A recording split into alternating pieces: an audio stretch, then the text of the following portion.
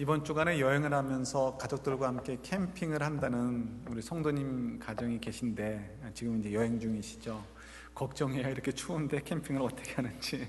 예. 추운 좀 약간 이렇게 춥다 이렇게 느껴지는 이렇게 자리에 앉아 있으니까 더 그렇게 생각이 납니다.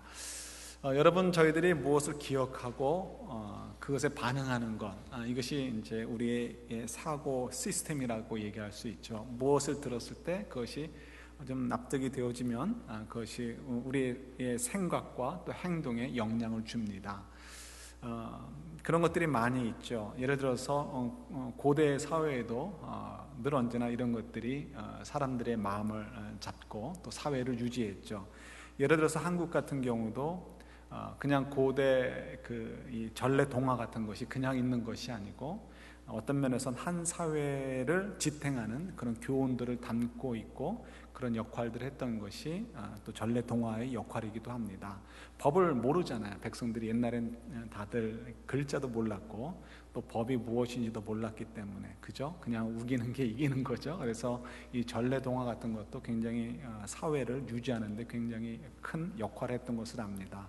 예를 들어서 우리가 잘 아는 심청전 같은 경우도 그렇죠. 그래서 불교 그 문화의 그 백그라운드 속에서 부모에게 효도하는 것은 도움이 된다, 유익한 것이다, 복된 것이다 라는 것을 가르쳐 주죠. 그래서 일반 백성들도 부모님에 대해서 함부로 하지 않고 이렇게 예를 하도록 애쓰도록 교훈을 줍니다.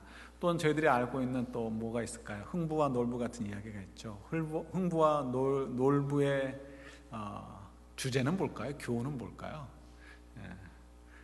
제비를 조심하자, 그죠? 권성징악에 담겨져 있죠.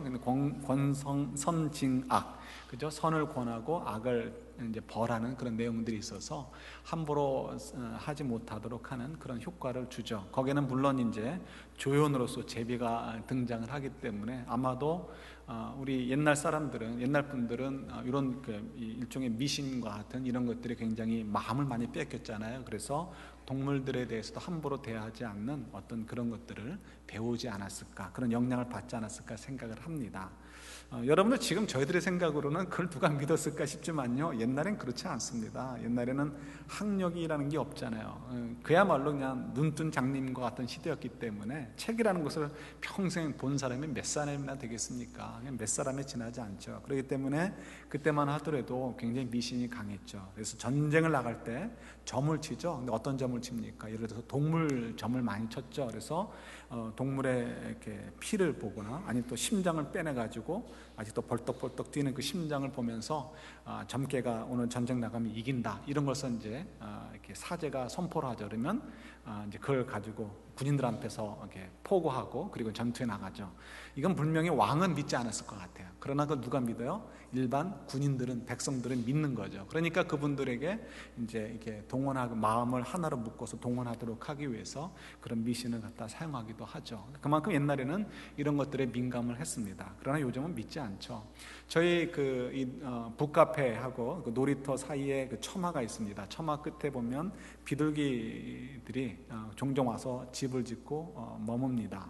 부부끼리 오는지 꼭 두 마리가 오고요. 어떤 때는 알도 낳고 새끼도 낳습니다. 웬만하면 동거하고 싶고 좀 같이 있어주고 싶은데 얼마나 지저분하게 하는지, 푸푸를 얼마나 많이 하는지요. 보니까 이게 다 망가질 것 같아요. 그래서 안 되겠다 싶어서 이제 이 비둘기를 쫓아내기 위해서 철망도 치고 했습니다. 한 번은 철망을 쳤는데 그럼에도 불구하고 한 요만큼 정도의 룸밖에 없었는데 거기에도 또 두 마리의 비둘기가 날라 들어와서 또 머물고 있습니다. 그래서 안 되겠다 싶어서 또 우리 장로님들하고 집사님들이 또 나를 잡으셔가지고 사다리 타고 올라가서 그것조차도 이제 없애서 비둘기들이 못 오도록 합니다. 그거 보면서 제가 뭘 생각했겠습니까? 우리 장로님도 집사님들은 정말 흥부와 놀부를 믿지 않는구나, 이렇게 이제 생각을 했죠. 어지간하면 조금 혹시라도 로또 사는 마음으로 혹시라도 몰라서 이렇게 그냥 모른 척할 수도 있을 텐데 안 믿는구나, 이런 생각을 갖습니다. 우리가 많은 것들이 우리 속에, 귀 속에 들어오고 뇌 속에 스쳐가지만 믿지 않는 것들이 많이 있죠.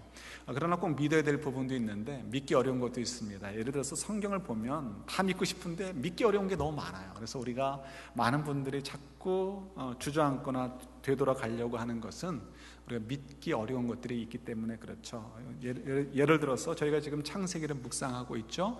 근데 창세기를 묵상하는데 창세기 내용에 그런 것들이 있습니다. 그래서 지금 저희들이 노아의 홍수 이야기를 묵상하고, 그 다음에 어저께까지 보니까 창세기 12장까지 이렇게 큐티를 묵상하면서 아브라함이 이제 등장하는 그 이제 시점까지는 저희들이 와 있습니다. 여러분, 노아의 홍수 이야기가 끝나자마자 처음 이야기는 이 노아가 술에 취했다는 것입니다. 술이 취한 건 그게 중요한 것이겠습니까? 그런데 문제는 그 다음에 세 아들들에게 노아가 이제 일종의 그 저주와 축복을 이렇게 선포하게 되죠. 근데 이 저주와 축복의 이야기가 왜 기록됐을까요? 그거에는 이유가 있겠죠. 그래서 앞으로 그 저주와 축복이 어떻게 진행되는가를 우리로 하여금 주목해 보라는 것입니다. 그래서 우리 독자로 하여금 하나님께서 사실상은 노아를 통해서 주신 그 저주와 축복이 어떻게 진행되고 있는가를 주목해 보라는 것이 바로 성경의 이제 의도인 거죠. 그래서 우리가 가만히 보는데 이상하게 노아가 한 저주와 축복이 거꾸로 가는 듯한 느낌을 저희들이 지워버릴 수가 없습니다. 여러분 아시는 대로 함에게는, 또 함의 자손에게는 노아가 저주를 했습니다.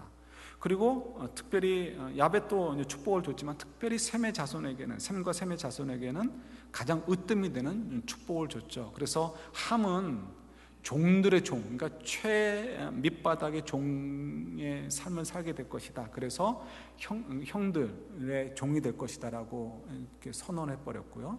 그리고 이 야벳은 강성해질 거지만 너도 셈의 집 안에서 머무게 될 것이고, 셈은 그만큼 이렇게 크게 된다는 거죠. 크게 되고, 그리고 이 함을 종으로 누리게 되는 그런 축복을 누리게 될 것이다라고 선포해 버렸습니다. 그 다음에 어떻게 돼요? 우리가 그 얘기를 기록해 놓은 이유가 있을 테니까 어떻게 이것이 전개되는가 주목해서 봐야 되죠. 또 성경은 또 의뢰의 당연히 우리가 그걸 봐야 되기 때문에 그 다음에 후손들이 어떻게 됐는지에 대한 추적을 조금 해 놓았습니다. 그래서 누가 누구를 낳고 하면서 함의 자손의 이야기가 나오고요. 물론 그 위에는 야벳의 자손의 얘기가 나오고 그 뒤에는 셈의 자손의 얘기가 나오지만 어쨌든 간에 또 그들의 자손들의 이야기도 나오게 됩니다. 그래서 하나님께서 노아를 통해서 해놓으신 저주와 축복이 어떻게 진행되는가를 보여주시죠. 그런데 이제 보면은 우리 지난번에도 묵상했듯이 우리 아담의 아들들 가운데 가인과 셋이 있었습니다. 셈이 잘 구분하셔야 돼요. 아담의 아들은 셋, 그 다음에 노아의 아들은 셈, 이걸 잘 구분하셔야 돼요. 그래서 가인과 셋의 자녀들의 그 계보가 어떻게 되는가? 가인은 하나님의 저주를 받았고 셋은 하나님의 축복을 받았는데 그들이 어떤 삶을 살았는가를, 실제로 어떻게 살았는가를 보았습니다. 그래서 특별히 7대손, 각 후손의 7대손들을 비교하면서 우리가 묵상을 했는데요. 오늘도 가만히 보면 족복 가운데 대표 선수들이 나오죠. 그래서 함의 후손 가운데는 니므롯이 나오고요. 그죠? 그 다음에 또 셈의 후손들 가운데서 대표 선수로 벨렉이라는 사람이 등장을 합니다. 그래서 니므롯과 벨렉이 어떻게 얘기되어 있는가에 우리가 한번 주목해 보는 것이 필요하겠죠. 함의 자손에 대한 이야기는 일단 깁니다. 분량이 많습니다. 야벳의 자손보다 분량이 많고요. 마치 가인의 자손들의 이야기가 분량이 많았던 것과 동일합니다. 그러면서 이 니므롯에 대해서 기록하고 있는데, 니므롯을 보면요, 이름 자체가 용사라는 의미를 갖습니다. 용사라는 의미를 갖고 있는데 이 니므롯이 무엇을 했는가를 보면 깜짝 놀랄만 합니다. 그야말로 우리가 들어서 귀에 익은 이야기, 지명들이 많이 나오는데 이 니므롯이 굉장히 큰 정복 사업을 했어요. 보니까 바벨론 땅도 정복 사업을 했고요, 아시리아 땅도 정복 사업을 했고요, 그 밖에도 많은 땅들을 정복 사업을 했습니다. 그리고 그야말로 아주 유명한 고대 도시들인 니느웨 성과 같은 성들을 또 이렇게 세우기도 했습니다. 나라를 세우고 크게 이렇게 통치를 했던 거죠. 그때 그 옛날 워낙 고대 시대니까 이 문자가 없었고 그래서 많은 기록이 없기 때문에 이 니므롯이 실제로 얼마나 큰 땅을 정복하고 다스렸는지는 정확히 알 수는 없지만 성경에서 얘기하는 것만 줄잡아 보아도 몽고 징기스칸 못지않게 엄청난 땅을 차지했었구나 하는 것을 볼 수가 있습니다. 어떻게 그럴 수 있었을까? 한 사람이 이때만 해도 그러니까 생명이 좀 길었잖아요. 그래서 인생이 좀 길었죠. 몇백 년 됐었으니까 충분히 그럴 수 있었겠구나 하는 것을 또한 저희들이 생각을 해볼 수 있습니다. 그래서 이 니므롯 하면은 굉장히 아주 큰 땅을 차지하고 그리고 통치를 했고 그리고 많은 정복을 했었다라는 것을 볼 수가 있죠.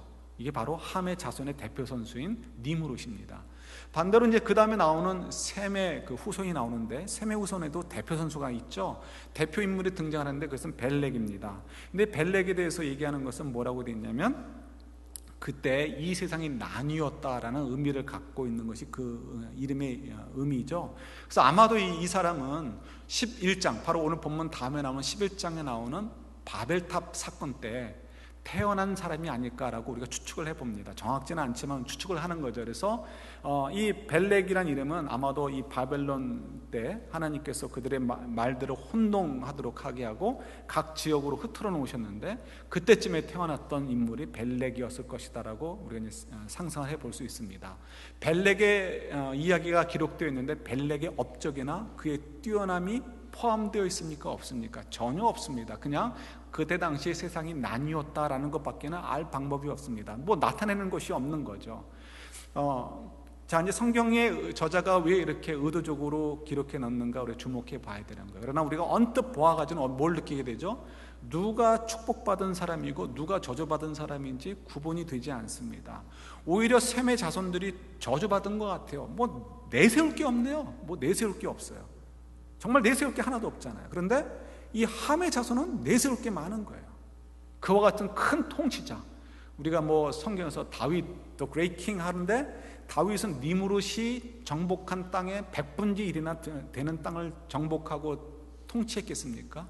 50분의 1이나 되겠습니까? 얼마 되지 않는 땅을 차지하고 다스렸던 다윗도 와 이러는데, 니므롯은 그야말로 비교할 수 없을 만큼 엄청나게 큰 땅을 통치하고 다스렸던 사람이라는 것을 알 수가 있죠. 그래서 우리가 생각할 때는 이건 정말 뭔가 썸씽 롱인 것 같은 느낌이 들고, 저희들이 마치 흥부와 놀부의 이야기를 들으면서도 재밌게 읽었으면서도 우리 비둘기를 마음껏 내쫓는 것처럼, 설마 얘가 박씨 물고 오겠어 하는 것처럼, 믿지 않는 것처럼요, 정말 하나님의 축복과 저주가 실제로 될까라는 생각을 가지고 우리가 사는 것도 어떤 면에서는 조금 우리가 좀 핑계거리가 있는 거예요. 너무 이렇게 믿어지지 않는 상황들이 벌어지기 때문에 그렇죠. 그래서 기껏해야 타협할 수 있는 것이, 이게 노아가 술 취했다가 지가 실수해가지고 저주한 거니까 하나님 들어주시겠는가, 이렇게 표현할 수밖에 없는 그런 궁색한 지경에 우리가 놓이게 되는 거죠. 그러나 그건 절대로 그렇지 않고, 분명히 하나님께서 노아를 통해서 주신 의미 있는 말씀이셨고 실제로 그렇게 이루어지고 있다는 것을 우리가 확인해 볼 수 있습니다. 조금 이따 확인해 보도록 할게요. 성경이 왜, 우리가 여기서 한번 짚고 지나가는 거, 성경이 왜 창세기 초창기부터 이런 이야기들을 기록해 놓았을까에 대해서 우리가 궁금하지 않으셔요? 성경이 왜 의도적으로 기록해 놓았을 텐데, 그 의도적으로 기록해 놓은 것을 통해서 우리가 무엇을 깨닫기를 원하시고 무엇을 알기를 원하시는지 우리 좀 궁금해 하시잖아요. 우리 좀 조금만 생각하고 넘어가도록 할게요. 한마디로 얘기한다면 가인의 후손이나 또 이 함의 후손들의 존재 원리와 하나님 백성들의 존재 원리가 다르다는 것을 보여주고 싶은 거예요. 이 가인의 후손들과 함의 후손들은 하나님으로부터 단절되어 있죠. 그러니까 스스로를 지켜야 되고 스스로가 스스로를 보장해야 되는 거예요. 그러니까 자기 주머니에 뭐가 있어야 마음이 놓을 수가 있고, 자기 주먹에 힘이 들어가야 뭔가 마음이 놓을 수가 있는 거예요. 그래서 지금 이 가인의 후손들과 함의 후손들의 세계사 속에서 큰 문명을 일으키고 자랑할 만한 것들을 많이 만들어 놓은 이유가 있어요. 그 이유는 그 사람들의 관심에는 그것밖에 없는 거예요. 그들의 인생에서 정말 가치 있는 것은 내 이름을 얼마나 명예롭게 할 것인가, 내 주먹을 얼마나 세게 만들어서 누가 나를 건들지 못하게 할 것인가, 내가 누구를 얼마나 잔인하게 보복할 수 있는 힘이 있는가, 내가 얼마나 많은 돈을 내 주머니 속에 차고 있는가 하는 것을 통해서 만족할 수밖에 없고, 그것을 통해서 스스로 안위할 수밖에 없는, 스스로를 이렇게 존재 가치를 증명하고 스스로를 보증할 수 있는 길이 그거밖에 없는 거예요. 그러니까 그것이 가치가 되어버리고 그것을 위해서 살 수밖에 없는 인생이 되어버리는 거죠. 그것을 지금 성경이 보여주는 거예요. 그러나 이 셋의 후손이나 또 셈의 후손은 그렇지 않죠. 하나님과의 관계가 중요한 거예요. 하나님과의 관계가 중요하니까 하나님이 기뻐하시는 삶을 사는 데 관심이 있고 하나님과 더불어 나아가는 데 관심이 있어요. 이 세상의 화려함과는 관심이 없죠. 그러니까 하나님이 기뻐하시는 일에만 관심이 있다 보니까 하나님이 하신 말씀을 소홀히 여길 수가 없어요. 하나님께서 우리에게 주신 말씀은 뭐죠? 너희들은 나의 대리자라는 거예요. 이 세상을 다스리라. 어떻게 다스리라? 사랑과 의로. 그래서 우리가 성경을 보면 알다시피 이 성경의 두 가지 계명이 뭐예요? 하나님을 사랑하라, 사람들을 사랑해 주라는 거예요. 이것이 뭐 원시적으로 표현됐다 할지라도 이미 세세 후손들부터 알고 있는 거죠. 그래서 맞다, 하나님께서는 우리가 이런 사랑으로 이 세상을 섬기기를 원하지 하시기 때문에, 그런 깨달음이 있기 때문에 그렇게 살게 되는 거죠. 출발은 같을지 몰라도 어떻게 하든지 나는 내 주머니를 채우고 내 힘을 갖추기 위해서 수단 방법을 가리지 않아야 되겠다라고 생각하고 거기에 가치를 두고 사는 사람과, 나는 하나님의 뜻대로 정직하게 다른 사람을 섬기며 사랑하며 살아야 되겠다는 사람의 차이는 뭐 확연하게 드러날 수밖에 없는 거죠. 그것이 성경에서 아주 짧은 이야기로 등장을 하지만 그 이야기는 결국 바로 이런 차이점을 보여주고 있는 거예요. 그래서 가나안이나 또 함의 자손, 또 가인의 자손들이 왜 이 세계사 속에서 아주 큰 위치를 차지하고 많은 땅을 정복했는데 그들은 하나님의 저주를 받았다라고 얘기할 수 있는가? 또 반대로 하나님의 축복을 받은 그 셋과 셈의 후손들은 별볼일 없고 이 세계사 속에서 등장할 만한 것이 아무것도 없음에도 불구하고 어떻게 축복받은 족속들이고 축복받은 인생들이다라고 얘기할 수 있는가에 대해서 우리에게 가르쳐 주시고 주목하도록 하기 위해서 이 이야기들을 이 초반부에 기록해 놓으셨다는 거예요. 그래서 결국은 이 함의 자손들, 가나안 자손들, 또 이 가인의 자손들의 행태를 통해서 뭘 보여줍니까? 그들이 점점 자기들의 가치를 따라 살다 보니까 죄악에 관영하는 것을 보여주게 되죠. 반대로 결국 그래서 세계사 속에서는 드러나는 것이 없고 연약해 보여도 이 셈의 자손들을 통해서, 셋의 자손들을 통해서 이 세상이 구원받을 것이고 이 세상이 정말 하나님의 축복을 누리게 될 것이다 라는 것을 우리에게 가르쳐주고 있습니다. 실제로 그렇게 되죠. 그래서 이 셈의 후손들 가운데서 누가 나와요? 예수님이 나오시게 되어지고, 예수님만이 아니죠, 작은 예수들인 저희들이 등장하게 되는 거예요. 그래서 예수님을 통해서 이 세상이 구원을 받게 되고 저희들을 통해서 이 세상이 그 구원의 소식이 전파되어지고 그 실제적인 구원의 능력들이 우리들의 삶 가운데서 저희들이 사는 가정, 직장, 이 사회 속에서 나타나도록 하는 역할들을 저희들이 하게 되는 거예요. 그래서 아무리 가인의 후손들이, 아무리 함의 후손들이 화려한 성을 쌓고 화려한 이름을 자랑한다 할지라도 그들은 하나님의 저주 속에 있는 것이고, 저희들은 여전히 비실비실 되는 것 같고 그 속에서도 우리가 오히려 더 섬겨야 되는 삶을 사는 것이 너무 통탄할 만큼 억울한 것 같지만 뭐라고요? 그런 저희들의 삶이 사실은 뭐라고요? 이 세상에 하나님의 구원을 전하는 통로의 역할을 하는 그런 축복받은 인생이다라는 것을 저희들이 알기를 원하신다는 거죠. 그래서 오늘 이제 우리가 읽은 본문과 연결되어져서 여러분 어저께 묵상하신 창세기 12장 보시면 아브라함이 등장을 하죠. 아브라함이 하나님의 말씀을 따라서 하란 땅을 떠납니다. 하란 땅을 떠나서 어디로 가죠? 팔레스타인 땅, 가나안 땅으로 드디어 왔습니다. 젖과 꿀이 흐르는 땅, 이 땅을 너에게 줄게, 내 후손들에게 줄게 약속해 준 땅으로 왔어요. 여러분 그때 여행하는 것은 목숨을 거는 거죠. 잘 아시죠?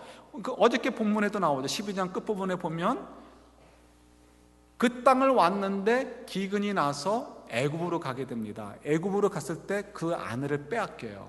빼앗기는데 이건 내 아내입니다, 절대 양보할 수 없습니다 라고 하면서 빼앗겼어요? 아니면은 시침 뚝 떼고 이건 내 누이예요, 당신의 와이프는 아닐 거고 첩이든지 성놀이개로 데려가셔도 감사합니다라고 줬습니까?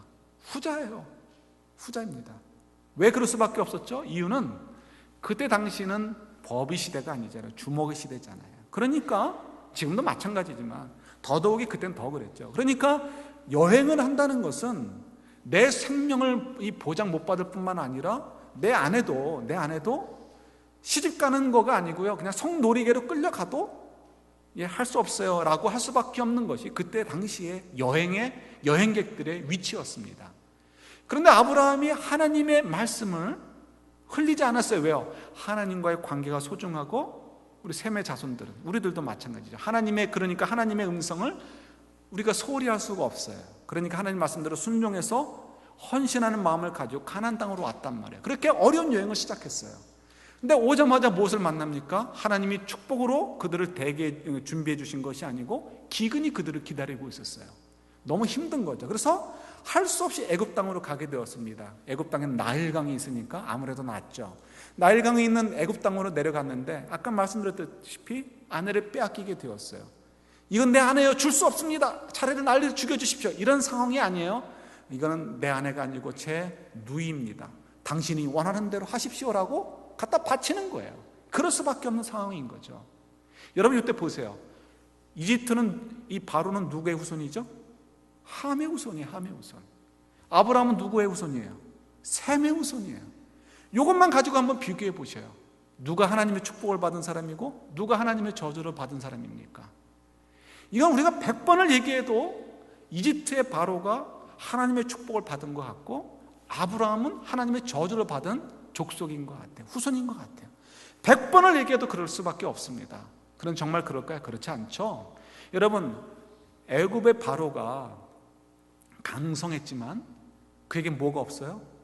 하나님을 아는 지식이 없어요. 하나님을 몰라요. 하나님을 모른다는 건 단지 하나님이 어떤 분이다라는 걸 모른다는 것이 아니고 하나님이 그의 인생과는 관련이 없다는 거예요. 하나님이 그와 동행하지 않으신다는 거예요. 하나님이 그를 자녀로 삼지 않으셨다는 거예요.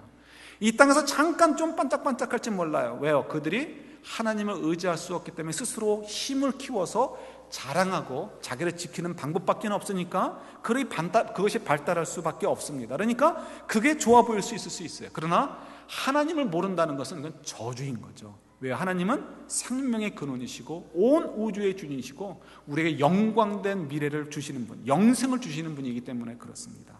아브라함은 어떻습니까? 아브라함이 저주받았나요? 그렇지 않죠. 아브라함은 좀 초라하고 자기 와이프도 빼앗길 수밖에 없는 빈약한 존재임에도 불구하고 그는 누구예요? 하나님의 약속을 받고 사는 존재이고 하나님의 인도하심과 하나님의 보호하심과 하나님의 그 은혜를 따라 사는 정말 하나님의 축복을 받은 사람이 바로 아브라함인 거예요. 우리가 여기서 자꾸만 이 땅의 삶이 모든 것이다라고 생각하면 이 설명이 되지 않습니다. 그러나 우리가 뒤에도 살펴보겠지만 아브라함이 정말 무엇을 보고 살았는가를 보게 된다면 우리가 이것을 이해할 수 있게 되는 거죠. 중요한 건 뭐라고요? 지금 우리가 10장에서 12장으로 잠깐 건너뛰었을 때 이 애굽 왕과 아브라함을 비교했을 때 누가 더 하나님의 축복을 받은 것처럼 보여요? 우리의 관점에서는 애굽의 왕이 축복받은 사람 같지만 실제로는 뭐라고요?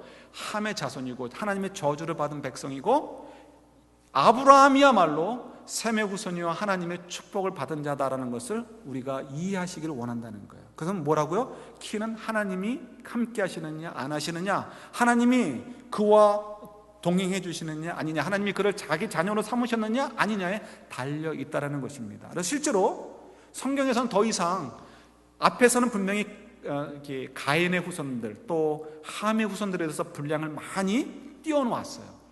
그러나 이제 그들의 이야기는 사라져버리게 되고 맙니다. 이제는 배경이 되어버리는 거예요. 그리고 역사의 중심은 누가 되는 거죠? 성경의 중심은 누가 되죠? 그 앞에서는 조그만 분량밖에 차지하지 못했던 셋의 후손들, 셈의 후손들이 이제는 이 성경의 중심, 역사의 중심이 되어져서 그들을 중심으로 이 성경과 역사가 흘러가게 되는 것을 저희들이 보게 되죠. 그래서 이 아브라함이야말로 우리가 12장 1절부터 3절 나중에 집에 가서 찾아보시죠. 그에게 하나님께서 말씀하신 대로 그를 통하여 모든 민족이 구원을 받고 그를 통하여 모든 민족의 백성들이 하나님의 복을 받도록 하시겠다는 그 축복의 이렇게 씨앗으로 복의 근원으로서의 축복을 받고 그 약속을 받고 살게 되는 것을 저희들이 보게 되죠. 그리고 실제로 그것이 그대로 이루어지는 것도 저희들이 확인하게 되어집니다. 여러분, 제가 나눠드린 그 페이퍼 보시면은 설교 요약지를 보시면 맨 끝에서 세 번째 동그라미 보시면 마태복음 6장 33절 말씀이 기록되어 있습니다. 우리 함께 같이 읽겠습니다. 그런즉 너희는 먼저 그의 나라와 그의 의를 구하라. 그리하면 이 모든 것을 너희에게 더하시리라. 아멘. 이 말씀은 우리 앞부분에 이제 6장 앞부분에 너희들 제발 좀 무엇을 먹을까 무엇을 입을까 염려하지 말라. 그런 기도 좀 하지 말라. 그거는 하나님 모르는 이방인들이, 그러니까 함의 자손이나 가인의 자손들이 고민하고 그거를 가치에 두고 사는 것이지, 하나님 백성들은 그거 염려할 필요 없다라는 거예요. 우리에게 필요한 만큼 다 주시니까 염려하지 말라라는 거죠. 근데 우리가 여기서 시험에 빠지는 거예요. 아니, 와이프를 빼앗겼는데 무슨 이렇게 이 모든 것을 더하신다고 얘기하십니까? 라고 얘기할 수 있어요. 그러나 이제 하나님께서 말씀하시는 거죠. 우리가 보이는 것, 그게 다가 아니라는 거예요. 여러분, 지난주에 우리 함께 찬양했던 찬양이 있죠. 마지막 성, 하나님의 은혜. 오늘도 부를 거고 이제 몇 주 더 부를 건데요. 이 하나님의 은혜, 이 하나님의 은혜를 작곡하신 분도 지난 주간에 알게 되었습니다. 신상우 씨라는 분이신데 젊은 분이시더라고요. 근데 이분이 이제 아마 서울대 작곡과를 졸업을 하신 것 같아요. 공부하다가 이제 은혜를 입어서 나 하나님께 헌신해야 되겠다. 내 음악적 자질을 하나님을 찬양하는 곡을 작곡하고 드리는 일에 써야 되겠다. 이렇게 헌신을 했습니다. 그런데 여러분 아시는 것처럼 음악가들이 가난하잖아요. 그래서 이분도 특히 그 찬양 시장은 너무 이렇게 시장이 작아서 가난할 수밖에 없죠. 그가 이제 한 번은 밴쿠버에서 머물게 되었는데 너무 가난한 거죠. 그래서 남의 집에 얹혀 살게 되었습니다. 얼마 동안. 근데 그 얹혀 살게 된 집이 누구냐면 고영원 씨라고, 여러분 부흥한 거 아시죠? 이 땅의 황무함을 보소서, 그 찬양을 지으신 분이십니다. 그분도 이렇게 그 신상호 씨처럼 하나님께 헌신한 분이죠. 근데 그분은 이제 결혼을 해서 아내가 있고 자녀가 그때 둘이 있었다고 합니다. 근데 이제 이 신상호 씨가 이 하나님의 은혜를 작곡하신 분이 가만히 자기 자신을 봐도 그렇고 이 고영호 씨를 봐도 그렇고 너무 한심한 거예요. 둘 다 하나님께 헌신한다고 해서 이렇게 하나님의 일을 위해만 집중하고 있는데 둘 다 너무 가난한 거예요. 본인도 너무 가난해서 밖에 나가고 싶은데 버스비가 없는 거예요. 어려울 때, 아주 어려울 때가 있죠. 정말 어려워서 버스비도 없어서 밖을 못 나가고 있는 상황인데 자기가 얹혀 살고 있는 이 고영원 씨만 봐도 자기보다 더 지질이 궁상이더라는 거예요. 그러니까 너무너무 이게 싫은 거죠. 그래서 하나님에 대한 헌신의 그 열정이 식어지고 하나님에 대해서 딱딱한 마음이 생기더라는 것을 위기의식을 느껴가지고 이러면 안 되겠다 싶어서 마침 또 밴쿠버에 있었던 어떤 자매에게 전화를 해서 내가 이런 상황이다. 그래서 하나님께과의 관계를 회복하기 위해서 찬양을 하나 작곡하고 싶다. 너 시 하나 적어줄 수 있니? 했더니 그 다음날 아침에 이런 습자지에다가 정성껏 적어가지고 멋있게 적어가지고 왔다라는 거예요. 그래서 그분이 그 가사를 읽고서는 30분 만에 작곡한 것이 저희들이 부르는 이 하나님의 은혜라고 합니다. 예. 나를 지으신 이가 하나님. 예. 그죠? 너희는 먼저 그의 나라와 그의 의를 구하라. 그리하면 이 모든 것을 너희에게 더하시리라라는 말씀을 믿고 하나님께 헌신했는데 지질이 궁상이나 떨고 있는 자기들의 모습 때문에 마음이 굳어졌는데 나를 지으신 이가 하나님, 그 나를 도우시는 이가 하나님, 하나님의 은혜다. 이것이 마음에 다가오면서 그 단단해졌던 마음이 녹아졌다라는 거죠. 여러분 지난주에 말씀 나눴던 그 고 이은영 자매님의 마지막 이야기 기억나시죠? 그분이 그렇게 돌아가실 줄 몰랐다고 했잖아요. 어느 날 가족들을 불러서 남편과 세 아들과 함께 기도했다고 하죠.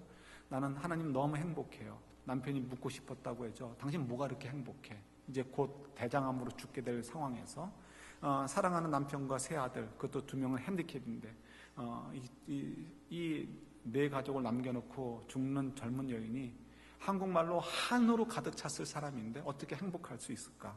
물어보고 싶었는데 바로 얘기했다고 하죠. 하나님, 당신을 알아서 너무 행복합니다. 하나님의 구원을 알 수 있게 해주셔서 너무 감사합니다.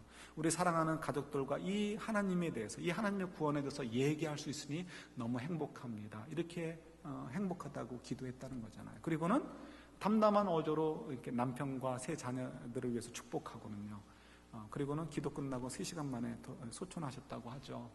지난 주간에도 또 그 찬양, 그분이 부른 찬양을 듣는데 꼭 진짜 천상에서, 지금 이제 하나님의 그 천상에서 우리를 보면서 불러주는 찬양 같아서 얼마나 또 감동이 되는지 모르겠습니다. 여러분, 이런 것들이 정말 우리들에게 다가오는 진정한 축복받은, 하나님의 축복을 받은 자들만은 아는 비밀 아닙니까? 우리 찾아보진 않겠지만 마태복음 6장 19절 20절에 보면 이런 말씀이 있어요. 제가 읽겠습니다.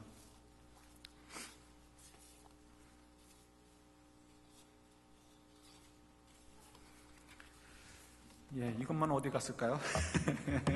예, 그 말씀은 이거죠. 이 땅에는 이 땅의 보물을 재물을 쌓아두지 말라라는 거죠. 왜? 썩어지고 동록이 들 것이고 도적이 들 것이라는 거죠. 진짜 도둑이 든다고 그런 의미가 아니라 이 땅에서 우리가 소중하게 여기는 것들은 다 없어질 거라는 거죠. 잠깐이라는 거예요. 맞잖아요. 우리가 아무리 많은 걸 쌓아둔들 그걸 가지고 만족할 수 있겠습니까? 만족되지 않는 그것조차도 우리가 관에 들고 갈 수 있겠습니까? 없죠. 그러니까 이 땅 속에 함 자손이나 또 이 가인의 자손들처럼 이 땅 속에서 승부를 걸려고 살지 말라라는 거예요. 대신에 뭐라고요? 동록도 없고 썩어지지도 않고 도둑이 들 수 없는 하늘나라의 상급을 쌓아두기 위해서, 보물을 쌓아두기 위해서 인생을 살라라고 말씀해 주시는 거죠. 이거는 정말 하나님의 축복을 받은 자가 아니면 알 수 없는 것입니다. 하나님을 알지 못하는 사람들은 알 수 없는 거예요. 그래서 저희들이 행복한 사람이라고 얘기하는 거예요. 그 여인의 이야기가 거짓말이 아니고 그 여인의 얘기가 우리가 정말 맞다라고, 신실한 이야기다라고, 고백이다라고 동의할 수 있는 이유, 우리도 하나님을 알고요, 우리도 하나님 안에서 참된 행복이 무엇인지 알기 때문에 그런 거죠. 우리 히브리서 11장에도 보면, 그것도 찾아 읽지는 않을게요. 여러분 나중에 한번 보셔요. 우리 아브라함의 이야기가 나와 있는 거죠. 아브라함, 이삭, 야곱에 대한 이야기가 나오는데, 이분들의 삶이 힘들었잖아요. 그래서 얼마든지 고향으로 돌아갈 수 있었다는 거예요. 그런데도 고향으로 돌아가지 않은 이유가 무엇일까? 자기들을 보호해 줄 수 있는 친지들이 있고, 자기들을 보호해 줄 수 있는 나라가 있는 고향 땅으로 돌아가지 않고요, 이삭도 아버지처럼 와이프를 빼앗기는 것들을 경험함에도 불구하고 이 땅, 하나님께서 지시한 땅에 머문 이유는, 우리가 어차피 이 땅 사는 거가 골이 아니고 우리 돌아갈 본향, 진짜 고향이 천국이 있기 때문에, 우리가 지금 그걸 향해서 가는 인생이기 때문에 나는 지금 이 땅에서 고향을 돌아갈 마음이 없어. 지금 여기서 고생하더라도 결국 내가 가는 것은 하나님의 뜻을 따라서 가게 될 때 우리가 영원한 본향으로 갈 것이기 때문에 나는 이 땅 속에서 고생한다고 돌아갈 마음이 없어 라고 했다는 것이 바로 히브리서 11장에 기록되어 있는 거죠. 이 말씀을 여러분 좀 기억하시고, 앞으로 우리가 아브라함 이야기를 많이 묵상하게 되실 텐데, 여러분 집에 가셔서 꼭 히브리서 11장 말씀을 좀 보시면서 아브라함의 위대한 믿음이 무엇이었는가를 보시고 또 창세기를 묵상하시면 좋을 것 같아요. 이것이 바로 이제 우리 믿는 자들의 복인 거죠. 하나님을 안다는 것, 천국이라는 것, 우리 하늘의 상급을 쌓아두는, 보물을 쌓아두는 인생이라는 것, 이것이 우리 하나님의 백성들이 누리는 복이다라는 것을 우리가 알으셔야 되죠. 여러분, 김영하 씨라고 아십니까? 제가 우리 성도님께 지난 주간에 이렇게 추천을 받았어요. 그래서 이제 그 책을 2권 받아왔는데, 일부 예배 끝나고 이렇게 말씀을 이렇게 이제 커피 타임에 어느 분이 얘기하시는데, 목사님 보시기엔 좀 야한데 이렇게 얘기를 하시더라고요.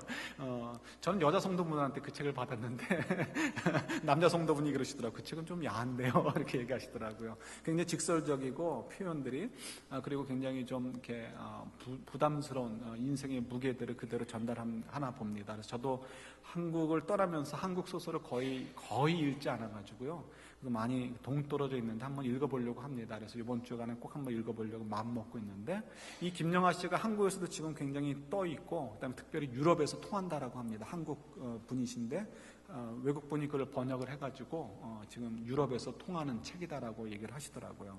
근데 그분이 어떤 강연에서 이런 얘기를 했습니다.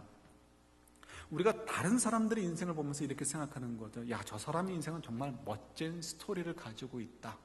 우리 그렇게들 얘기하잖아요. 왜? 우리가 듣는 분들은 이렇게 얘기가 되어질 때는 그분들의 좋은 면들만을 주로 얘기하기 때문에 그렇죠. 그래서 저희들도 모르게 누구 얘기를 들으면, 그 사람은 정말 멋진 인생의 스토리를 가지고 있다라고 얘기를 합니다. 근데 가만히 내 인생의 스토리를 보면 어떻습니까? 꼭 그냥 밴쿠버에 사셨던 누구 얘기 아니라도 우리 얘기조차도 우리 자신 얘기가 지질이 궁상 같고 별 볼 일 없는 것 같고, 그죠? 그래서 우리 얘기는 정말 그냥 한스러운 얘기들밖에 없고 그렇게 느껴질 수 있죠. 그래서 우리가 가만히 보면 우리 스스로가 생각할 때, 내가 옛날에 그렇게 안 했어야 되는데, 내가 그거 정말 후회되는 일이었어, 아니면 내가 저 왼수 같은 인간을 만나지 않았으면 내가 다른 인생을 살았을 텐데, 뭐 이런 것들로 우리가 주로 생각을 하고 있는 거죠. 그래서 어떻습니까? 우리 모든 사람들은 다들 우울증에 빠져 있는 거예요. 누구 우울증에 있다면, 왜 기도 안 하고 우울증에 빠져 있어? 이러면 굉장히 무식한 얘기예요. 신앙 얘기가 아닌 무식한 얘기고요.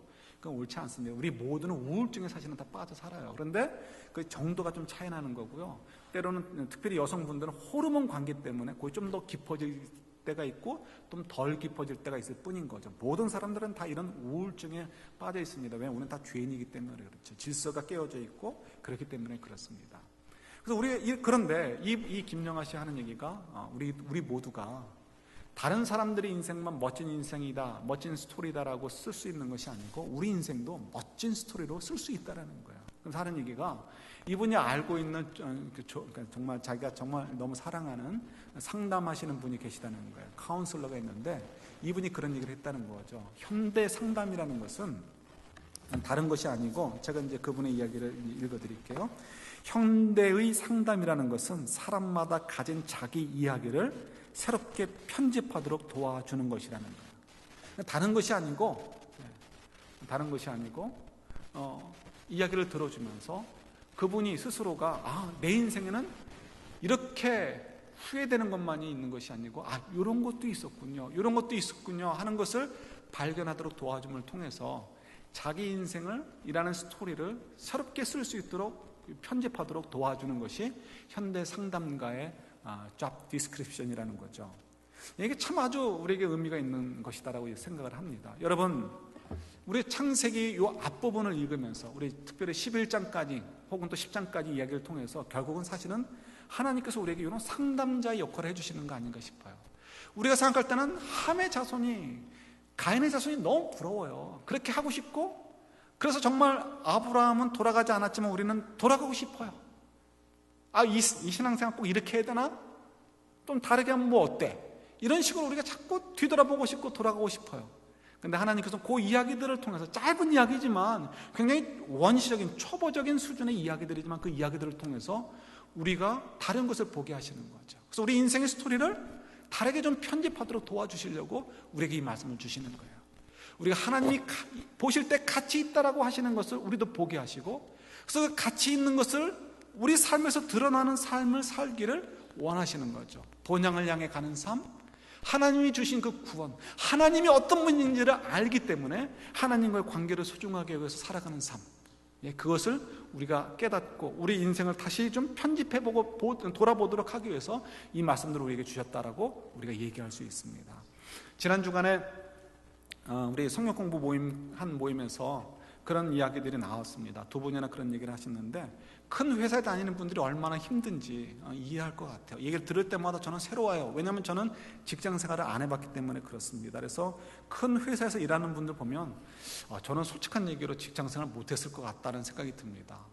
위에서 자꾸 쪼이죠. 여러분 요즘 뭐 아시는 대로 자녀분들 얘기 많이 들으시죠? 옛날에 10사람이 했던 일들을 요즘은 자꾸 줄여가지고요, 사람을 줄이죠. 그래서 자리가 비어서 나갔으면 그 빈자리를 채우지 않고 처음엔 7사람, 8사람이 그 일을 하도록 하고, 지금은 한 5사람 정도가 10년 전, 20년에 10사람이 했던 일들의 목을 해야 됩니다. 그래서 요즘은 핸드폰이 있죠. SNS 되니까 미국 사람들도 마찬가지예요. 멀리 하와이든 어디 뭐 발리 섬이든 이런 곳에 가서 휴가를 해도 SNS로 오는 거죠. 너 이거 어떻게 됐어? 어떻게 됐어? 이거 응답 안 하면 어떻게 돼요? 고과에서 점수 마이너스 되는 거죠. 그러니까 요즘은 뭐 옛날처럼 9 to 5 이런 얘기는 꿈과 같은 얘기고 24시간 돌아가야 하는 시대에 살고 있고요. 더 이 압박이 커집니다.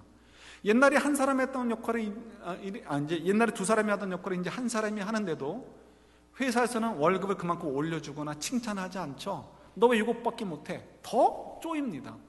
아마 이제 그 사람들은 또 그것이 이렇게 운영하는 좋은 방법이다라고 생각을 해서 그렇게 하는지 모르겠는데, 어쨌든 이제 당하는 건 이제 여러분들인 거죠. 여러분들의 자녀들이고. 그러니까 너무너무 힘든 거예요. 그러다 보니까 정말 이렇게 이런 생각을 하는 거죠. 어느 분이 그렇게 표현하시더라고요. 그렇게 종종 기도한대요. 하나님, 제가 언제까지 이 짓을 해야 됩니까? 여러분 이런 얘기를 들을 때 우리가 어떻게 동의할 수밖에 없는 거죠. 함께 일하는 동료분들도 마찬가지예요. 그분들도 함께 쪼입니다. 그러다 또 다양한 사람들이 있으니까요, 사람들 가만히 보면 은근슬쩍 어려운 일들은 남한테 넘겨버리는 거예요. 자기는 슬쩍 도망가요. 책임질 있으면 다른 사람에게 덤프업해버리고 자기는 모른 척 해버립니다. 그리고 자기 역할에 될 시간에 자기 상사들한테 가서 딸랑딸랑 이것만 잘해요. 그것만 잘하니까 결국 그런 사람들이 더 승진하게 되어지고, 순진하게 또 정직하게 자기 역할을 충실하게 하려는 사람들은 오히려 욕을 먹고 오히려 도태되는 그런 일들이 얼마나 많이 있습니까? 이게 사실은 지금 사회가 굴러가는 그런 모습인 거죠. 이런 속에서 이제 우리가 정말 얼마나 힘들면 하나님 이 도대체 언제까지 해야 됩니까? 라고 기도한다는 내용이요. 그 고백이 우리가 정말 이해될 수밖에 없고, 또 이 큰 회사만 다니는 분들이 많이겠습니까? 개인 비즈니스 하는 분들도 얼마든지 이런 비슷한 일들이 얼마나 많이 있겠습니까? 그죠? 별 커스터머들이 다 있을 것이고요. 그런 사람들에게 정직하게 charge하면서, 남들보다 정직하게 이렇게 charge하면서, 그리고 또 성실하게 좀 대해 주는 거, 이게 얼마나 어려운 일입니까? 얄미운 사람이 있으면 일부라도 더 얹혀 먹으려고 이렇게 더 오버차지하고 싶고, 그죠? 얄미운 사람이면 슬쩍 그냥 조금이라도 좀 덜 서비스해주고 싶고, 이런 마음이 불뚝불뚝 쏟는데 그때마다 주님께서 어떻게 하라고요? 원수까지도 용서해 주라는 그 마음 자꾸 주시니까, 이를 사랑해 주기 위해서 정직하게 하려고 하니까 너무너무 힘든 거죠. 제가 그 두 분들에게 이렇게 얘기를 했어요. 뭐 제 마음이 아니고 주님의 마음이라고 생각을 합니다. 주님께서 이렇게 말씀하라고 도전을 주신 것 같아요. 제가 그분들에게 얘기했습니다. 누구 두 분이 그 회사와 그 회사에서 일하시는 것이 너무 잘된 일입니다. 이렇게 얘기를 했어요. 너희들 골통이나 먹어봐라, 이런 의미가 아니고요. 그분들이 계시니까 그나마 그렇게 그냥 아웅다웅하고 골마 터질 수밖에 없고 자기 이기주의적으로 사는 그 회사들이 그나마 이 두 분들의 섬김을 통해서 정직하게 살아가고 사랑을 나눠주는 거, 그 은혜를 나눠주고 천국을 바라보는 삶, 그리고 정말 하나님과 관계를 소중하게 해서 사랑을 베풀려고 하고, 그리고 자기가 좀 희생당하더라도 내 책임을 성실하게 다하려고 하는 그런 삶을 통해서 그나마 그 회사들이 더 죄 가운데 다름질할 만한 것들을 그나마 홀드하고 잡아두고 있는 거 아니냐는 거죠. 그나마 서로 더 미워하고 골마 터질 수밖에 없는 그 현장 속에서 우리 성도님들 두 분이 그 각 회사들 속에서 그 역할들을 함을 통해서 더 골마 터질 수 있고, 더 싸울 수 있고, 더 분노가 쌓이고, 더 미워할 수 있는 그런 관계들이 그나마 화해가 되어지고, 그나마 위로가 되어지고, 그나마 낙담되어지는 분들이 이 두 분들을 통해서 위로받을 수 있지 않겠냐는 거죠. 그러니까 이 사회는, 저보다 두 회사는 우리 두 성도님들 때문에 복받았다라고 우리가 얘기할 수 있는 거예요. 그죠? 예. 여러분들이 존재하는 거가 바로 그거예요. 이 땅에서 얼마나 힘들어요. 하나님, 제가 언제까지 살아야 됩니까? 빨리 후딱 데려가시죠. 왜 우리가 이런 마음 없겠습니까? 저도 이런 마음이 있는데 왜 여러분도 이런 마음이 없겠습니까? 예, 그런데 하나님께서는 말씀하시는 거죠. 야, 너희들 거기 있는 거 참 잘 된 거야. 너희들 때문에 그나마 이 세상이 이만큼 되는 거 아니냐. 너희들이 조금만 더 애써주면 이 사회가 조금 더 나아지지 않겠느냐. 이 사람들이 조금 더 하나님의 은혜를 경험할 수 있고, 이 사람들이 조금 더 하나님의 구원을 맛볼 수 있고, 이 사람들이 조금이라도 더 천국을 바라보고 하나님을 바라보는 삶을 조금 더 맛볼 수 있지 않겠느냐라고 우리에게 말씀해 주고 계시는 거죠. 이것이 우리들의 인생이고, 이것이 하나님이 가치 있다라고 보시는 것이고, 이것을 위해서 우리가 지금 눈물을 흘리고 슬픔을 경험하고 있고 고난을 경험하고 있는 거예요. 그러나 이것이야말로 하나님이 가치 있다고 여기시는 것이기 때문에 하나님의 축복이 기다리고 있는 인생이고, 그래서 저희들의 삶을 어떻게 하나님이 복 주신 인생이다라고 얘기할 수 있게 되는 거죠. 셈의 자손들인 저희들, 그리고 저희들이 우리가 복 받은 인생이다라고 우리가 얘기할 수 있습니다. 사랑하는 성도 여러분, 이 한 주간도 여러분들 얼마나 또 힘드시겠습니까? 어쩌면 여러분 마음속에 좀 표현 방법은 다를지 모르지만, 하나님, 제가 언제까지 이 짓 하며 이 땅 속에 살아야 됩니까? 라고 토로하고 싶은 내용이 있을 수 있습니다. 예, 하세요. 그러나 그리고 그 속에서 하나님의 또 음성을 들으면서 하나님께서 보시는 거죠. 야, 너희들 때문에 이 세상에 복 받았잖아. 그리고 너희들은 내 말을 소홀히 여기지 않고 따랐으니까 너희들 정말 내가 얼마나 큰 사랑으로, 큰 은혜로 너와 함께 하겠니. 우리가 그 음성을 들을 수 있고 그것이 믿어지기 때문에 우리가 또 올 이 한 주간도, 나머지 인생들도 힘들고 어려움이 있어도 힘차게 돌아가지 않고 아브라함처럼, 이삭처럼, 야곱처럼 그 본향을 향해서, 그리고 그 썩어 없어지지 않고 동록이 들지 않고 도둑이 들지 않는 천국의 보물을 쌓아두는 그런 멋진 인생을 살아가는 저와 여러분들 될 수 있기를 우리 주님의 이름으로 축원합니다. 아멘.